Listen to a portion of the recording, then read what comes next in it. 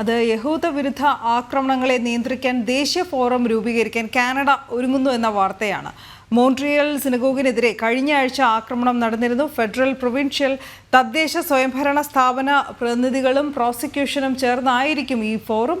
ദീർഘകാല, ഹ്രസ്വകാല പദ്ധതികൾ യഹൂദ വിരുദ്ധ ആക്രമണങ്ങളെ പ്രതിരോധിക്കാൻ തയ്യാറാക്കുമെന്നും കൂടിയാണ് മനസ്സിലാക്കുന്നത്. ഐസാണ് ഈ വാർത്തയുടെ വിശദാംശങ്ങൾ കൂടി.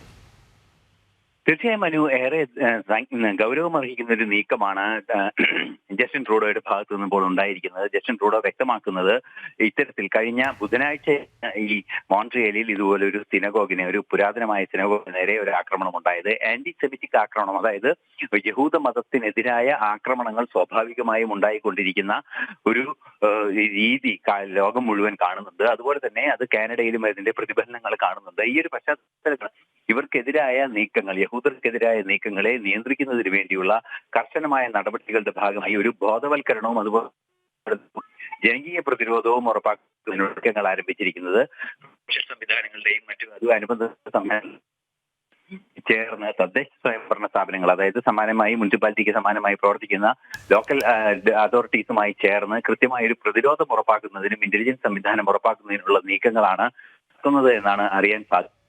തീർച്ചയായും ഈ മോൺട്രിയൽ സിനഗോഗിന് നേരെ നടന്ന ആക്രമണത്തിന് പിന്നാലെ യഹൂദരുടെ ഒരു അരക്ഷിതാവസ്ഥ കാനഡയിൽ ഉണ്ടായിരുന്നു. മാത്രമല്ല, മറ്റൊരു പ്രധാന വിഷയം എടുത്തു പറയേണ്ടത് ഹിറ്റ്ലർ ഉൾപ്പെടെയുള്ളവരുടെ കൊടികളുമേന്തി അല്ലെങ്കിൽ അത്തരത്തിലുള്ള പ്ലക്കാർഡുകളുമേന്തി യഹൂദ വിരുദ്ധ പ്രക്ഷോഭം വരെ കാനഡയിൽ ഉണ്ടായ ഒരു സാഹചര്യമുണ്ട്. നമുക്കറിയാവുന്നതാണ്, അത്തരത്തിലുള്ള പ്രക്ഷോഭങ്ങളെല്ലാം തന്നെ കാനഡയിൽ ഉണ്ടാകുന്നത് ഒരു സ്വാഭാവിക അവസ്ഥയാണ്.